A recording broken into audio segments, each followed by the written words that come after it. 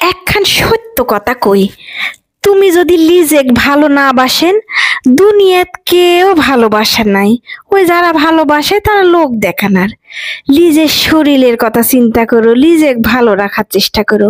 না হলে দুদিন পর যদি তুমি অসুস্থ হয়ে যান, ওই কেউ ফিরে ভুলকি দিবে না। ফ্রিজের মধ্যে 2 বোতল দুধ জমা হচ্ছে, 2 বোতলে মনে হয় 2 লিটার হবে। আমার ফ্রিজটা আবার খুবই ছোট, এক না দুধের বোতল এনে জমা করলে আর কিছু থোয়া যায় না। থাম, আগে পুডিং বানায় এই দুধগুলো আগে শেষ করি। আমার সাল বল আবার পুডিংটা খেতে হেবি পছন্দ করে। এই পুডিং বানাতে বানাতে আমার একটা অভিজ্ঞতা আছে, কি জানেন? এর মধ্যে গুঁড়ে দুধ যত বেশি দিবেন আর কনডেন্স মিল্ক যত বেশি দিবেন, পুডিংটা তত ভালো হয়।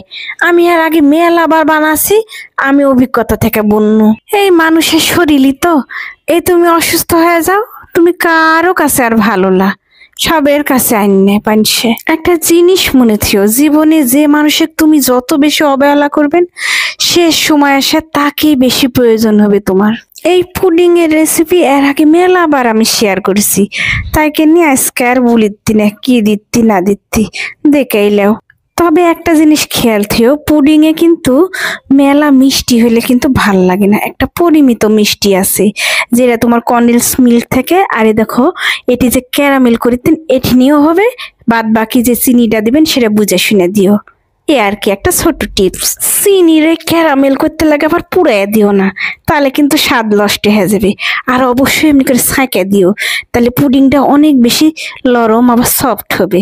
তে দেখো আমার সব কাম শেষ, এখন দিয়ে দিব চুলেত। চুলেত আমি এমনি করে এই সসপ্যানের মধ্যে দিই। আমি যেদিন এটি পুডিং করে আসি এই সসপ্যানেতে করে আসি আর এই প্রসেসে করে আসি, তাতে আমার পুডিংটা হেভি পারফেক্ট হয়। একটা জিনিস খেয়াল করো, জীবনের বিভিন্ন বয়সে বিভিন্ন রকম সৌন্দর্য আছে। এখন আমার বাঁচতে হবে ছেলে মেয়ের কেন্নি। আগে বাঁচিয়েছি হয়তো কিছুদিন স্বামীর কেন্নি, তার আগে বাঁচিয়েছেন বাপ মায়ের কেন্নি, এখন বাঁচবেন সন্তানের কেন্নি।